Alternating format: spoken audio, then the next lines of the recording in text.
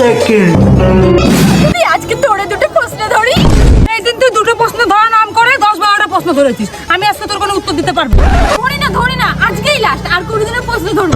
আচ্ছা ঠিক আছে বল তো মেলায় গেলে আমরা সর্বপ্রথম কি খাই? ফুচকা। না না এটা না, তাহলে কি? ঠেলা। এবার বল তো এমন কি যেটা ফোনেও থাকে আবার তরকারিতেও থাকে? কি রে? সিম। বল তো এমন কি নিজে খায় না কিন্তু অন্যকে খাওয়ায়? এইটা আবার কি জিনিস? চামচ। বল তো এমন কি জিনিস যেটা দাঁড়ালে বাড়ে আর বসলে কমে? কি? উচ্চতা। বল তো এমন কি জিনিস একবার চলে গেলে আর কখনো ফিরে আসে না? কি আবার ফিরে আসে না? সময়।